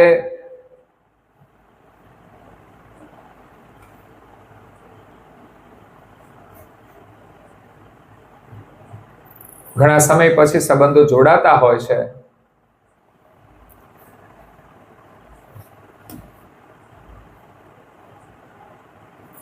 તો ના થાય તોય નથી ચાલતું ને. સંબંધ ના થાય તો ચાલતું, અને થયા પછી જો ઘરમાં મુશ્કેલી થાય, જો ના થાય ને તો ભગવાનને પ્રાર્થના કરે, હે ભગવાન અમારું સંબંધ થઈ જાય, ગોઠવાઈ જાય. અને ગોઠવાઈ ગયા પછી જો ઘરમાં કલેશ થાય ને તો ભગવાનને કહેવું પડે, ભગવાન આ છૂટું થાય. આવી મેં પ્રાર્થનાઓ સાંભળી છે. એ નહોતું થયું ને ત્યારે આવતા હતા કે કઈક આશીર્વાદ મળે તો થઈ જાય. મેં કે થઈ ગયું. પછી થોડા સમય પછી 6 મહિના પછી કે હવે આમાંથી છુટકારો મળે તો સારું. આ માયા પણ એવી છે કે સંબંધ જોડાય ને તોય મુશ્કેલી, અને ના થાય ને તોય મુશ્કેલી છે. એટલે આપણે આમાંથી શું શીખવાનું કે ન હોય ને તોય ચિંતા ન થાય એવું જીવન જીવતા શીખીએ, અને હોય તો પણ જીવતા શીખીએ. એવું નથી કે આ વસ્તુ ખરાબ છે, જીવતા નથી આવડતું એટલે સમસ્યા છે. અને આપણે સ્વાધીન નથી એટલે એમ થાય કે શું કરશું, અમારી સાથે રહેશું તો ખબર પડશે કેમ રહેવાય એકલા. એવું કઈ જરૂરી નથી, પણ જીવતા શીખવું પડે પરિસ્થિતિ પ્રમાણે. એટલે કોઈ ચિંતા નહીં કરવાની. પણ ગુરુ મહારાજની કૃપા હોય ને તો કોઈ દુઃખ નથી. સાચું સુખ એના ચરણમાં છે, યાદ રાખજો. બહારની વ્યવસ્થા, એ વ્યવસ્થાનું એક સુખ હોય છે,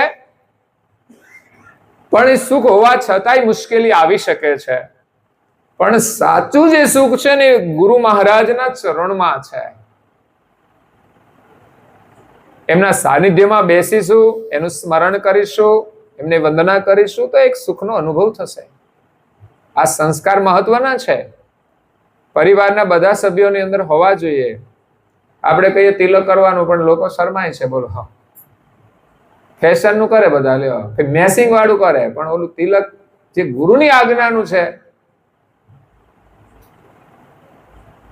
એ કરવામાં સંકોચ થાય છે. એમાં આજની યુવા પેઢી તો ખાસ, એને તમે કદાચ કંઠી બંધાવો, દીક્ષા લઈ લે, પણ તકલીફ ક્યાં પડે? પછી તિલક કરવાનું આવે. તો લગ્ન થયા પછી કોઈ બહેનોને સંકોચ થાય છે માથામાં સિંદૂર પૂરવામાં, સેથો પૂરવામાં? કોઈને કેવું પડે છે કે તમે આજથી સેથો પૂરજો? એટલે તમે સેથો પૂરવાનું ભૂલી ગયા? ના, એ નથી કેવું પડતું. પણ આપણે ગુરુ પરંપરાની અંદર આવા સંસ્કારનું કોઈ મહત્વ નથી રાખતા, જે હોવું જોઈએ. એટલે નવી પેઢી આમ શરમાય છે, પણ કાનમાં એક કાનમાં બુટી પહેરવી તો ના શરમાય. જોજો તમે આ યુવા પેઢી, કાં તો પગમાં દોરા બાંધ્યા હોય છે. હું પૂછવા, દોરો કઈ તકલીફ છે? ના, તકલીફ તો કઈ નથી, ખાલી એમ જ બાંધ્યો છે. ફેશન નીકળી છે બધી, એટલે ફેશન ના ગુલામ બને છે. પણ ગુરુ મહારાજના આપણે કે ઘરમાં જે આપણા પરિવાર છે ને એમના થઈએ, એમની આજ્ઞા પાડીએ તો આપણે સુખી થઈશું. મતલબ સુખ ગુરુના ચરણમાં છે, એમના વચનોમાં છે, એમની આજ્ઞાઓમાં છે, એના દર્શનની અંદર છે. નારણદાસજી મહારાજ શ્રી તો કહે છે, દર્શન તે સબ દુઃખ ગયા, દર્શન તે સબ દુઃખ ગયા, નિરખ્યા શ્રીમદ કુબેર, નારણદાસ ધન્ય શરણ કુ, પાયા નિજ ઘર મગ શેર.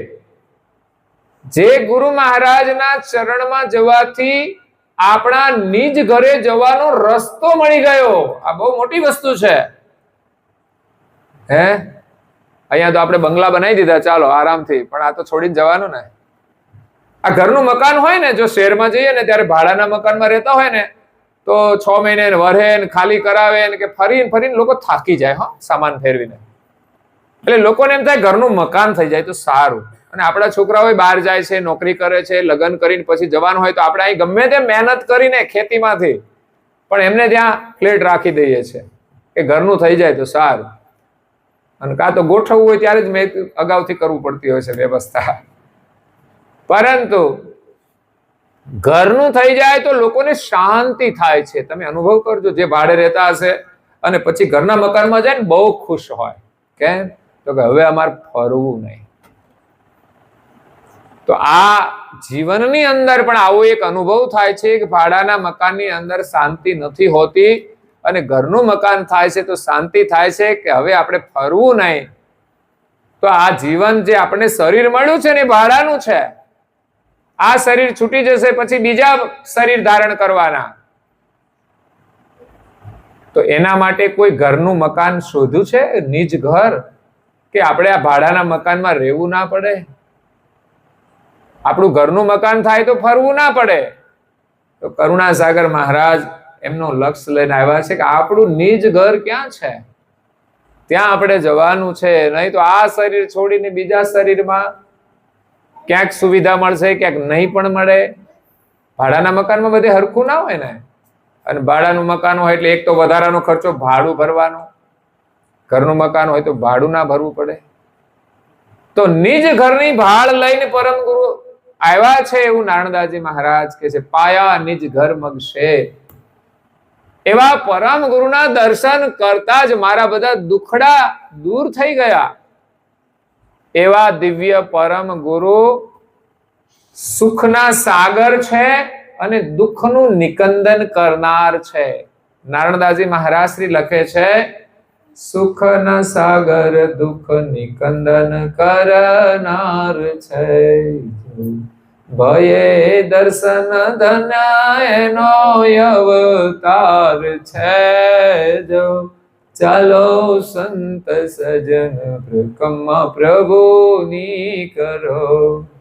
એવા દિવ્ય પરમ ગુરુની પ્રકમ્મા કરવાનો અદ્ભુત લાભ છે કે જે સુખના સાગર છે અને દુઃખનું નિકંદન કરવા વાળા છે. એની પરિક્રમા આપણે કરીએ તો આપણને પણ સુખ મળે અને આપણું દુઃખ પણ દૂર થઈ જાય.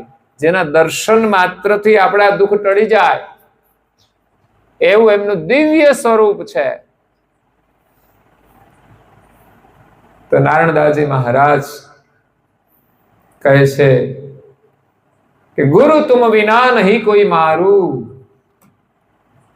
લાગ્યું કાળ માયા તણું બહુ લારું. આ કાળ માયાનું લારું તો એવું વળગ્યું છે કે સુખની વ્યવસ્થા કરતા જઈએ છીએ પણ આગળ પાછું નવું નવું દુઃખ આવ્યા જ કરે છે.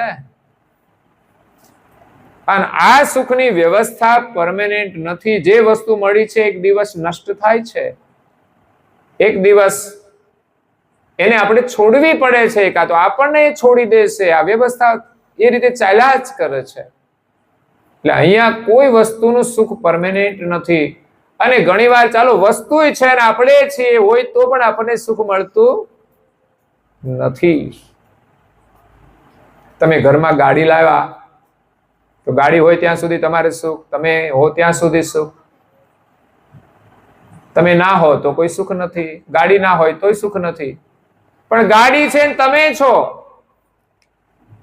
પતિ પત્ની બેવ એમાં બેસીને જાય તો સુખ મળે છે.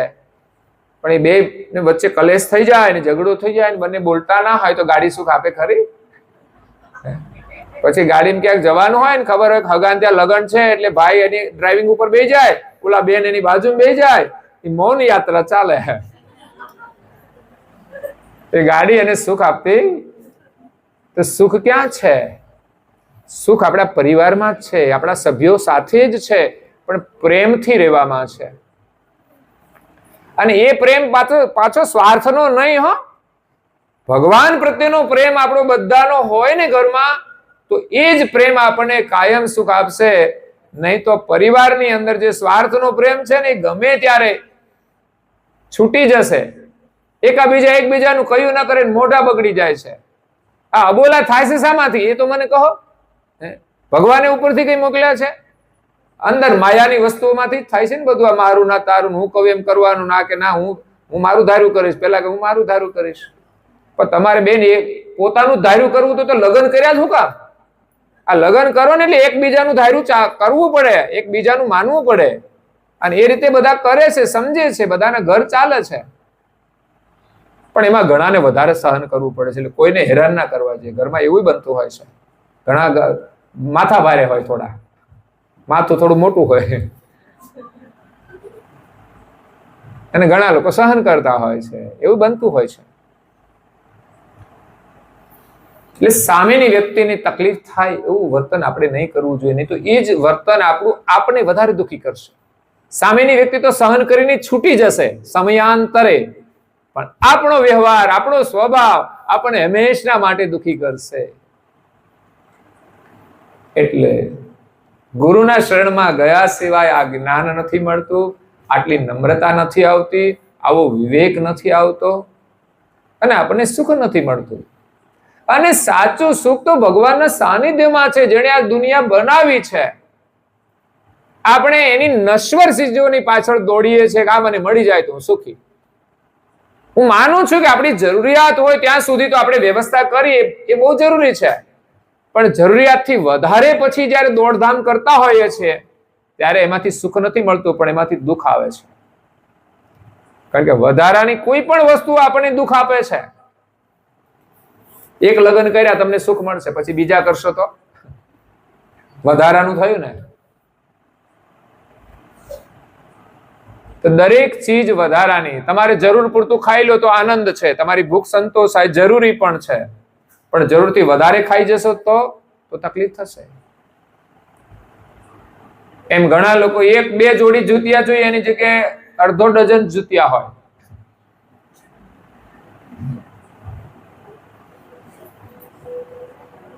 તો એ તકલીફ તો ઊભી કરે જ.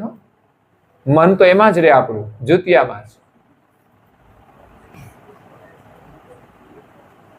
અને ઘરમાં પણ તમે જુઓ ને તો ઘણી વસ્તુ આપણે લાવ્યા જ કરીએ. ના જોઈએ ને તો બજારમાંથી લાવ્યા જ કરીએ. પૈસા હોય એટલે શું કરવાનું?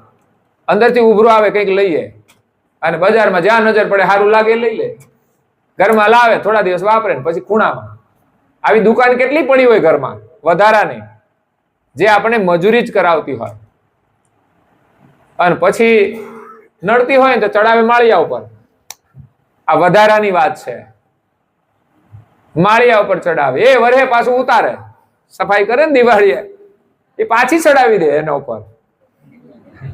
આખું વર્ષ જરૂર ના હોય ને તો એને પાછી ચડાવી દે, કઈક કામ લાગશે કઈક. એટલે કોકને આપી દે ને, જેને અત્યારે જરૂર હોય ને આપી દે ને, એ તારી રિઝર્વમાં પડી રહેશે. બેંકમાં તું પૈસા મૂકે તને ગમે ત્યારે કામ લાગે છે. તો આજે આ વસ્તુ તારે હવે જરૂર લાગતી નથી, આખું વર્ષ નહીં જરૂર પડી, તો કોઈને આપી દે, તને જરૂર પડશે તો મળી જશે. પણ આપણે મજૂરી કર્યા જ કરીએ, ઉપર બધો સામાન ચડાવીએ, હવે મારાથી થતું નથી, તે કાઢને બધું આમાંથી. થતું નથી તોય તકલીફો તો બહુ છે શરીરની.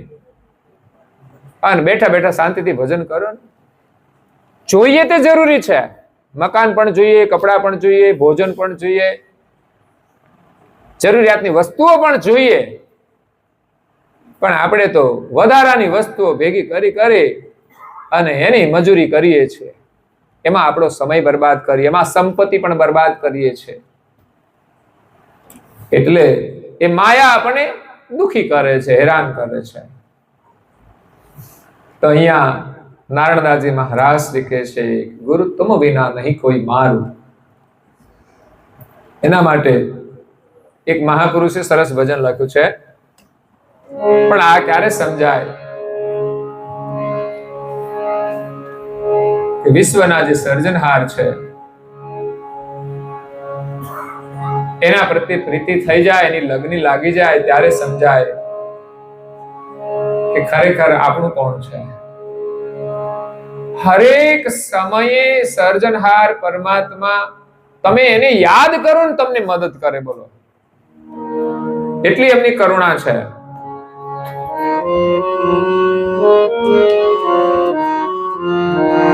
હે ભાઈઓ મને કૈવલ ભજન લહે લાગ્યું, હજી મેં તો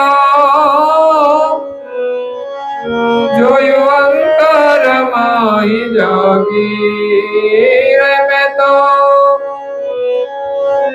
અંતરમાં જાગી. ભાઈઓ મને કૈવલ ભજન લહે લાગી, ભાઈઓ મને કૈવલ ભજન લહે લાગી. ગુરુગમ થકી ગોતી જોયું ત્યારે દેહ અધ્યાસ દિલ ત્યાગી. એ રજ વિરાજ થી બનેલો પૂતળો પલ માહી જાશે રે ભાગી. ભાઈઓ મને કૈવલ ભજન લાગી, ભાઈઓ મને કૈવલ ભજન લાગી. કૈવલ ભજનની જ્યારે લગ્ની લાગી જાય કે આ સંસારમાં બસ એક નામ સત્ય છે. હું કહું સંસારનો વ્યવહાર કરીએ, જરૂરી વાત કરીએ, પણ વધારાની વાતો મુશ્કેલી ઊભી કરે છે. હમણાં નવરા બેહો, તમે કરો શું? બોલો. દિવસ હોય તો માખો મારીએ તો બરાબર, માખો ઉડાડીએ.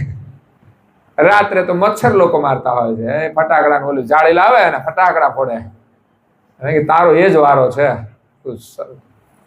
થોડી નિરાત રાખ. આ શરીર છૂટ્યું ને તો તારે એ જ જાળીમાં જવાનું ફટાફટ.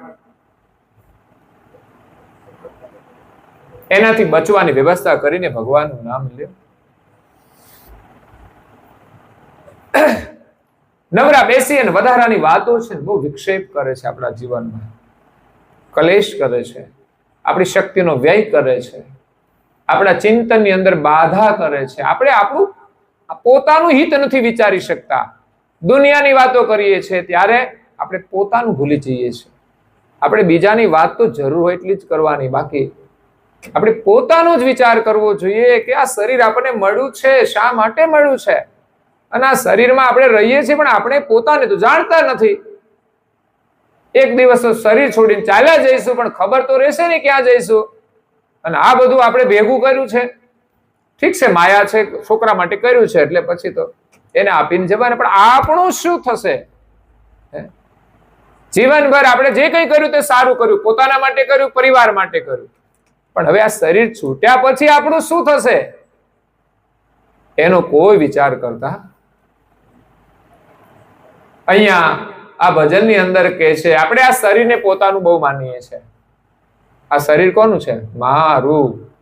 કોઈનું નહીં, મારું. એ પણ એક માયા જ છે. આ શરીર આપણું છે જ નહીં. આપણે એમાં રહીએ છીએ તો આપણું થઈ ગયું? કોઈ ભાડાના મકાનમાં રહીએ ને આપણે કહીએ કે આ મકાન મારું છે? ના કહીએ ને. તો આ ભાડાનું નથી. મહાપુરુષે કહ્યું છે, એ જીવ શાને ફરે છે ગુમાનમાં, તારે રહેવો ભાડાના મકાનમાં, તારે રહેવો ભાડાના મકાનમાં. પણ છતાંય મમતા કેટલી છે આપણે? એ કર્યા રંગ ને રોગાન, એના ઉપર કેટલો બધો રંગ રોગાન કરે છે આપણે. અડધો કલાક તૈયાર થવામાં જાય. કોઈ પ્રાર્થના કરવા માટે અડધો કલાક નથી કાઢતું કે અહીંયા બેસીને આપણે ભગવાનમાં લીન થઈએ. પણ આ શરીરની સજાવટમાં આપણે પડ્યા છે કે આ મારું શરીર સારું દેખાય તો એમ માને કે આપણે સારા લાગીએ છીએ. શરીર સારું દેખાય છે પણ આપણે સારા કેવી રીતે થઈએ? શરીર સારું થવાથી આપણે સારા નથી થતા. સારું કામ કરવાથી થવાય છે, સારા વિચાર કરવાથી થવાય છે, સારી વાણી બોલવાથી. તૈયાર થઈને અંદરથી ફાયરિંગ કરે તો કોઈ એના સામે જોઈશે? તો સારાની પરિભાષા સમજો. સુંદર દેખાય છે પણ સારા થવાતું નથી. સારા થવા માટે સારું કામ કરવું પડે છે. એના માટે તમારે બહારથી સુંદર થવાની જરૂર જ ના પડે. વિદેશમાં લોકો શું કરે? બસ એમાં જ ખર્ચો કરવાનો. શરીર માટે તૈયાર થઈને જવાનું, રોજે રોજ મેકઅપ કરીને આમ તેમ બધું કરી. કારણ કે સારું કામ તો કંઈ કરવું ના હોય તો સારા નહીં દેખાય તો શું કરવું પડે? તો સુંદર દેખાવા પ્રયાસ કરીએ. એનાથી તો લોકો જોશે ને આપણા સામે. અત્યારે દુનિયામાં એટ્રેક્શન તો એનું જ છે, આકર્ષણ. અને બધાને ભૂત વળગી ગયું છે, ભ્રાંતિ થઈ ગઈ છે કે આમ કરીએ તો જ આપણે સારા દેખાય, એની જ માર્કેટ છે. પણ જીવનમાં સાચી માર્કેટ સારા કર્મની જ છે, સારા વિચારોની છે, સારી વાણીની જ છે. ત્યાં જ સુખ મળશે.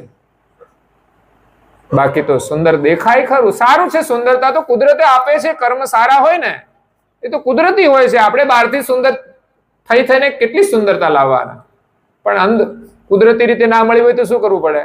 પછી તો આર્ટિફિશિયલ જ લાવવું પડે ને બધું. અને આર્ટિફિશિયલ એવી વસ્તુ છે ને કે ના હોય તો એને એક વખત તો સુંદર બનાવી જ દે. હા, પણ એ સુંદરતા 12 કલાકે 24 કલાકની હોય છે. રોજે રોજ મજૂરી કરવી પડે ત્યારે એટલા સુંદર દેખાય. પણ જો હારા કર્મ કર્યા હોય ને તો હારો એવું રમકડું ભગવાન આપી દે ને, તમારે તૈયાર ના થવું પડે. લે, તમે જયારે તમારો ફોટો લે ને તમારો હસતો જ આવે એટલે સુંદર આવે. ફોટો સુંદર કોને કહેવાય? ચહેરો તો જેનો ચહેરો હસતો હશે ને એનો ગમે તે ફોટો લઈ લો ને હારો જ લાગશે. અને ઘણાના મોઢા એવા બગડી ગયેલા હોય ને, પણ તમે ફોટા લ્યો ને તો વારે વારે ફરી લેવા પડે. એટલે ચહેરાની સ્માઇલ છે ને એ જ સુંદરતા છે, હકીકતની સુંદરતા. અને ઘરમાં તમે જોશો જેની સ્માઇલ હશે એ જ આપણને ગમશે. બાકી સુંદરતા હોય પણ સ્માઇલ ના હોય તો મેકઅપ તો સ્માઇલ ન હોવો જોઈએ. અને એ સારા કર્મથી આપણને પ્રાપ્ત થાય છે. તો આ શરીર આપણું નથી. જેટલું માનીએ છે એટલું. એક દિવસ પરાધીન થઈ જાય ને ત્યારે ખબર પડે આ મારું છે. આપણી ઈચ્છા પ્રમાણે ચાલતું નથી. તો ગુરુગમ થકી ગોતી જોયું, દેહ અધ્યાસ દિલ ત્યાગી. પછી આ દેહ વિશેની મમતા હતી ને છૂટી ગઈ. આપણે અધ્યાસ થઈ ગયો છે કે હું આ શરીર છું.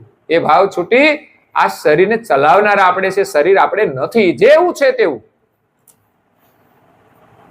શરીર થી સારા કર્મ કરીએ ને એ જ આ શરીરનું મહત્વ છે. બધા જ કરી શકે છે. તો આપણા માટે ગૌરવની વાત છે કે આપણને માનવ શરીર મળ્યું છે. અને દેહનો અધ્યાસ છોડીને આપણે ચૈતન્ય ભાવની અંદર રહેવાનું છે. ઘરમાં બધા જ લોકો હોય, શરીર બધાએ ધારણ કર્યા છે, પણ બધાની અંદર રહેલું જે ચૈતન છે એ એક માલિકનો, ને આપણે બધા સરખા જ છીએ. હા, કોઈને શરીરના ભેદ હોય કે સુંદર હોય, થોડું આમ હોય તેમ હોય, તો એમ સ્વભાવ પણ દરેકના જુદા જુદા હોય છે. એટલે આપણું મૂળ સ્વરૂપ તો બધાનું સરખું જ છે, પરંતુ આ શરીરના કારણે આપણે આપણા સ્વભાવ બગાડી દીધા છે, આપણા ચહેરા બગડી ગયા છે. એટલે હવે એને આપણે સ્વભાવને બદલી અને સુંદર બનવાનું છે. આપણું જે મૂળ સ્વરૂપ છે એને આપણે ઓળખવાનું છે, એને આપણે નિહાળવાનું છે.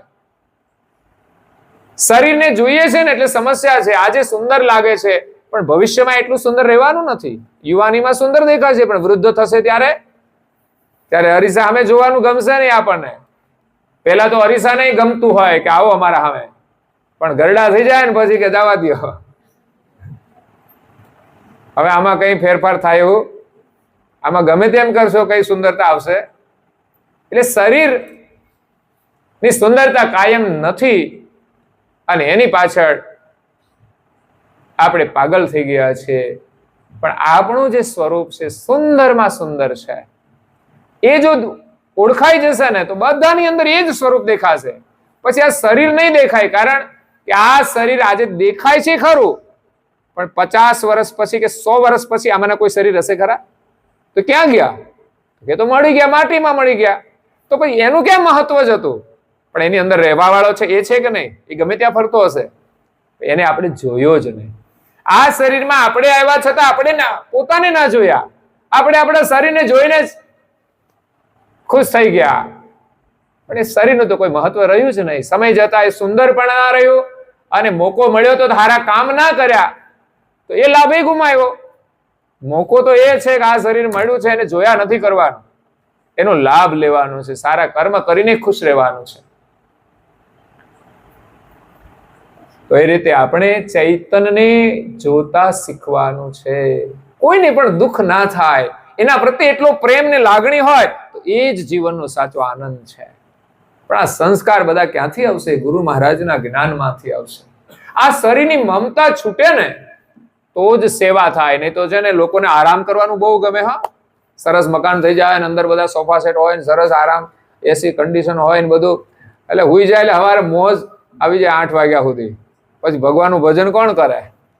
પણ સુવિધા નહોતી ને ત્યારે પછી થોડી ગાયો ભેંસો રાખતા હતા, 5 વાગે ઉઠતા હતા. અને પછી ગાયો ભેંસોની જરૂર ના હોય તો પછી 5 વાગે ના ઉઠવું જોઈએ ને ભગવાનનું ભજન ના કરવું જોઈએ. ગાયો ભેંસો રાખતા હતા ત્યારે તો ઉઠતા હતા, પણ ભગવાનની દયા થઈ કે હવે આ નથી રાખવા, ચાલો ઘણું બધું સારું છે, હવે છોકરાઓ કામે લાગી ગયા છે તો આપણે હવે આ મજૂરી નથી કરવી, તો પછી ઊંઘવાનું 8 વાગ્યા સુધી. અગર તો કોઈ સુવિધા થઈ જાય તો ઊંઘવા માટે નથી, ઉલટાનું જાગવું જોઈએ. હવે ભગવાને સરસ વ્યવસ્થા આપી છે, વહેલા ઉઠીએ, ભગવાનનું સ્મરણ કરીએ શાંતિથી, તો આ માનવ જીવન સફળ થશે. તો એની અંદર સુખ આવશે.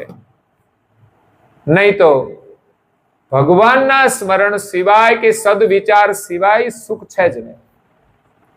પછી શું થાય કે ટાઈમ ના જાય, પડોશમાં જાય, બીજી ત્રીજી વાતો કરે, કચરો એનો એમને આપી આવે, એમનો થોડો એ લઈ આવે,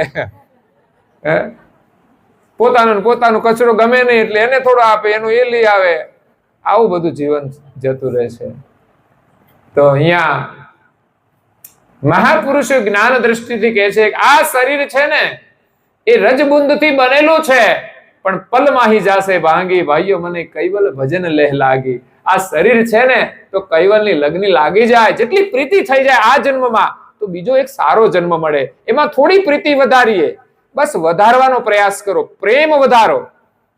શરીર પ્રત્યે નહીં, સંપત્તિ પ્રત્યે નહીં, ભોગ પ્રત્યે નહીં, પણ આ બધું છે એને આપણો ઉપયોગ કરી અને ગુરુ મહારાજ પ્રત્યે આપણો પ્રેમ વધારીએ કે આ શરીર પણ એની સેવામાં કામ લાગી જાય. આપણને મળેલી સંપત્તિ જરૂર પૂરતી તો વાપરવાની ભગવાને છૂટ જ આપી છે, પણ આ તો તમે દુખી ના થાવ, તમારે 84માં ફરવું ના પડે. તો આ ભોગનું સુખ કેવું છે? અહીંયા જે કઈ ભોગની ચાહના છે ને એ જ આપણને 84માં લઈ જશે, અને કાગડા કૂતરા બિલાડામાં બધા પરિવાર સાથે જ રહેવાનું, ખાઈ પીને મોજ કરવાની. જે 8 વાગ્યા સુધી ઊંઘે છે ને એ પછી આ કૂતરામાં જાય હુઈ રે, કોણ ના પાડે? કોઈ રોડ વચ્ચે હૂતું હોય ને તો લોકો બાજુમાંથી નીકળી જાય, પણ એને કોઈ ઉઠાડે જ નહીં. હુઈ તો રે તું, બીજું હું તારે તું. મનુષ્ય જીવન મળ્યું તારે હૂતો રહ્યો, પછી ભગવાન કે કાગડામાં જાન, કૂતરામાં જાન, બિલાડામાં જાન, જેવા કર્મ કર્યા એ પ્રમાણે આ બધા ઘાટ છે. આવો મોકો મળ્યો છે ભગવાનનું નામ લેવાનો. ભગવાનને પામવાનું. જેણે આખી દુનિયા બનાવી એની એક એક વસ્તુ પાછળ આપણે પાગલ, અને વસ્તુ તો પાછી મહત્વની નથી, રહેવાની નથી. આપણે જોઈએ એટલો જ આપણો અધિકાર, એટલો અધિકાર છે, પણ જરૂર વિના એની પાછળ શા માટે ભટકવું જોઈએ? અને આજે નથી ભટકતા, 84 માં ભટકીશું. એટલે સાવધાન થવાની જરૂર છે, જાગૃત થવાની જરૂર છે. આ શરીર છે ને, હોય ને તો આપણે ભગવાનનું ભજન નથી કરતા, અને કાલે છૂટી ગયું તો આપણી તો જરૂર ઘણી બધી હતી, આપણે ઘણા બધા કામ કરવાના હતા, પણ બધા જ રહી જાય છે. આપણે એમ કહીએ કે આવો સારો પ્રસંગ છે તો આવજો, આપણને કંઈક ને કંઈક એવા બાના હોય ને કે આપણે નથી જઈ શકતા, અને પછી બીમાર પડીએ તો હોસ્પિટલમાં જવાનું હોય ને તો ગમે ત્યારે ગમે તે પરિસ્થિતિમાં સમય મળી જાય છે કે નહીં? તો આપણે તો ભગવાનને પ્રાર્થના કરીએ કે આવી કોઈ સમસ્યા ના આવે અને અનુકૂળતાનો લાભ લઈ લઈએ. એમ ઘણા લોકોને બેસવું ના ગમે, પણ હોસ્પિટલાઇઝ થયા હોય અને પથારીવશ હોય ત્યારે કેમ પથારીમાં ગમતું હશે? ના ગમે, પણ સમય કાઢવો પડે છે. જીવનમાં ભગવાનના નામનો અભ્યાસ કર્યો હોય ને તો આવી પરિસ્થિતિમાં પણ ભગવાનનું નામ લેવાશે, અને સમય પણ સારો આપણો જશે. નહીં તો પછી અકળામણ થાય. ઉંમર થયા પછી આપણી સાથે કોઈ વાત ન કરે ને તો આપણે નથી ગમતું, મારી સાથે કોઈ વાત કરતું નથી. પણ આપણે તૈયારી રાખવાની, લોકો કરે કે ના કરે, આપણે ભગવાન સાથે વાતો ના કરીએ. એ અભ્યાસ આપણે પહેલા કરી લેવો પડશે. એ તો આજુબાજુમાં બધી વાતો કરી હોય, પછી ઉંમર થાય પછી કોઈ વાત કરે નહીં તો ગમે, અને ઉંમર થયા પછી તો પાછું બાજુમાં જવાય એવી સ્થિતિ ના રહી હોય, અને ફોન ના થાય, કઈ સંભળાય નહીં. એવી પરિસ્થિતિ ઊભી થઈ જાય ને પછી એક એક મિનિટ આપણા માટે બહુ લાંબી થઈ જશે. શરીર તો શરીર છે, ઘણાની પરિસ્થિતિ આપણે જોઈએ છે, પરાધીનતાઓ જોઈએ છે, એને જોઈને આપણે જાગવું જોઈએ. સમાજમાં જે સમસ્યાઓ ચાલી રહી છે ક્યારે કોને આવે શું ખબર? તો આ મોકો મળ્યો છે માનવ જીવનનો. આ શરીર ક્ષણભંગુર છે, એની મમતા છોડી અને કૈવલની લગની લગાવીએ. જો આવા સારા વાતાવરણમાં બેસીએ, સારું સાંભળીએ અને થોડું સ્મરણ કરીએ ને તો પ્રીતિ તો થઈ જશે. એ સગુ કુટુંબ સૌ મળ્યું છે સ્વાર્થી ને, અંતનું કોઈ નથી સાથે. સગો કુટુંબ સૌ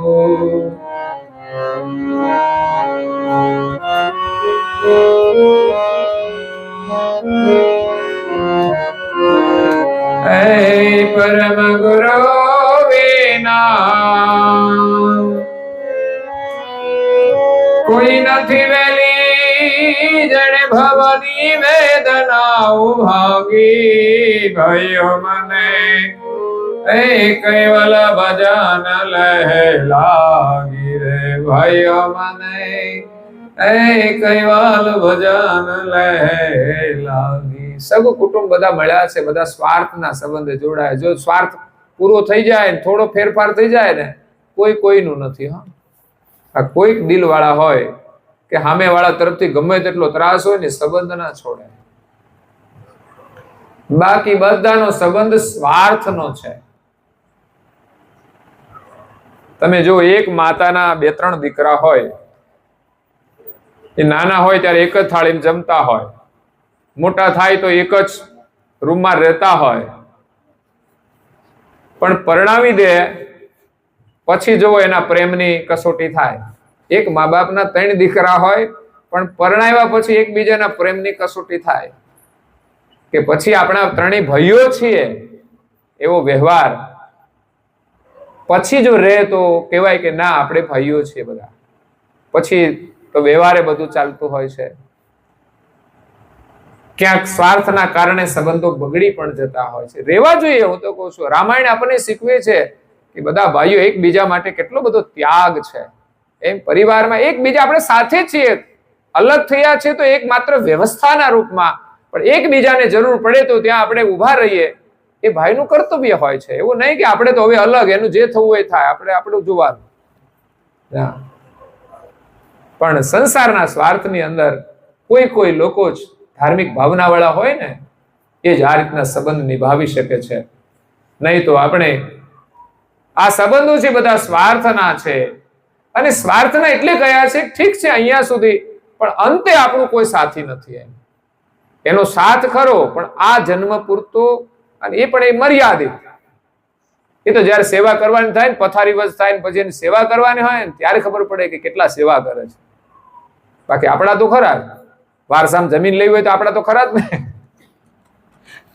પણ સેવા કરવાની હોય ને ત્યારે ખબર પડે કે કેટલા લોકો ખબર કાઢવા આવે છે, કેટલા એમને ઘરે રાખે છે. નહીં તો છે ને જોયા છે 4 દીકરા હોય પણ એક જગ્યાએ રહેતા હોય ને પછી કંટાળી જાય. ઓલા બેન કંટાળે, ગમે તે કંટાળે, પછી એમ કે હવે આ 4 છે તો હવનો વારો છે, આપણે એકલાને જ રાખવાના. એટલે શરૂ કરે પછી માતા પિતાની વારી કે 1 વર્ષ તમે રાખો, 1 વર્ષ અમે, એટલે 4 વર્ષ 3 વર્ષ તો શાંતિ. કે હવે આમાં ક્યાં સુખ મળે? આ સ્વાર્થનો સંબંધ નહીં તો શું?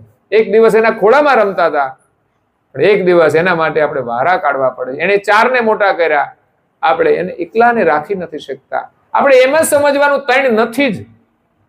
4 છીએ ભલે, પણ 3 નથી એમ જ સમજવાનું. આપણે એકલા જ છીએ તો એકલા જ સાચવવાના હોય. પણ એ સમજણ હોવી જોઈએ ને. છોકરાની હોય પણ ઘરેથી ના હોય તો તકલીફ તો વધારે ઘરે પડે.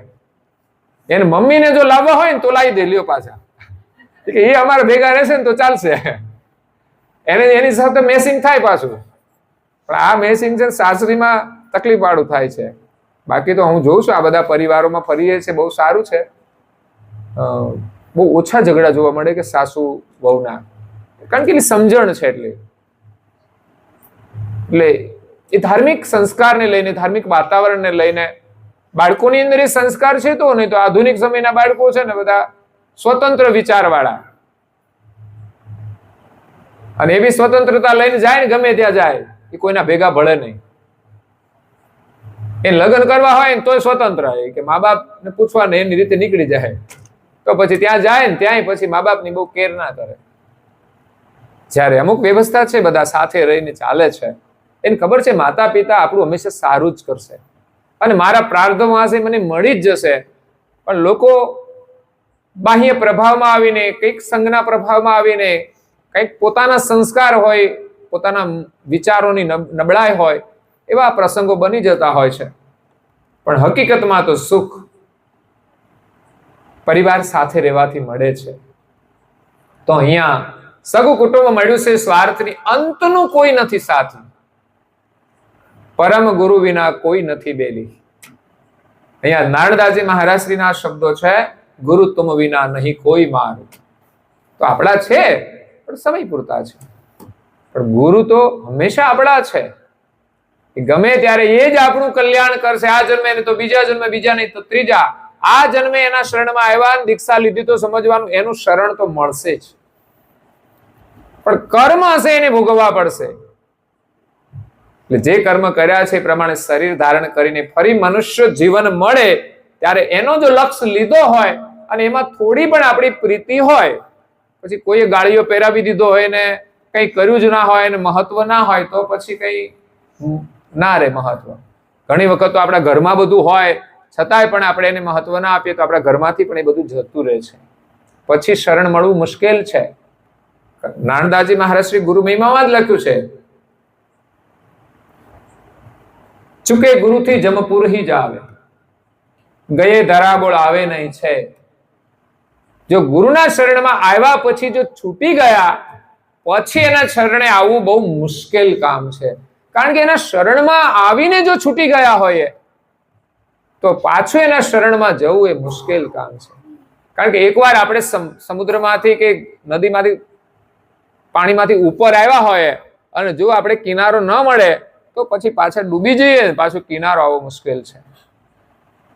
એટલે આ મોકો આપણને મળ્યો છે માનવ જીવનમાં, અને આ સત્સંગનો લાભ જે નિમિત્તે મળ્યો છે એ પણ એક પરમ ગુરુનું સાનિધ્ય છે, પરમ ગુરુનો આશીર્વાદ છે. અને આવો લાભ આપણે લેતા રહીએ, પરમ ગુરુના આશીર્વાદ આપણને મળતા રહે અને આપણું કલ્યાણ થાય. કારણ કે આ જગતમાં ગુરુ સિવાય, અગર તો પરમ ગુરુ સિવાય આપણું કોઈ જ નથી. ભલે કોઈ માનતા હોય કે ન માનતા હોય, પણ એક દિવસ એના શરણમાં આવશે, એને સમજાશે ખરેખર પરમ ગુરુ તો આખા વિશ્વના છે. એ બધાને જીવન આપે છે, બધાને માલિકનું જ્ઞાન આપે છે. એટલે એમને તો બધા જ અંશો પ્રત્યે લાગણી છે, ને એ જ પ્રકારે આ વિશ્વમાં આવ્યા, 14 લોકમાં ગયા, 7 દીપમાં ગયા, અને બધાને ઉપદેશ જ્ઞાન આપ્યું છે. તો એ આપણા છે માટે આવ્યા છે, બસ આપણે એના થવાની જરૂર છે, તો આપણું કલ્યાણ થઈ જશે. અત્યારે સમય થાય છે તો અહીંયા કથાને આપણે વિરામ આપીએ. બાકીની કથા સવારે શ્રવણ કરીશું. અસ્તુ સત કેવલ સાહેબ. તમે બોલાવજો. જય જય જય. બરાબર છે. જય જય. ચાલુ છે બેન. ઓકે. જય શ્રી સબદેવન કી જય. શ્રી જ્ઞાન સંપ્રદાય કી જય શ્રી ગુરુ ગાદી શાસાપુરી કી જય શ્રી સત કૈવલ ધામ કી જય. કથા સત્સંગ પૂર્ણાવતી કા સત કેવલ સાહેબ. માથું નમાવી 3 વાર પગે લાગવાનું છે આપણે. સત કેવલ સાહેબ.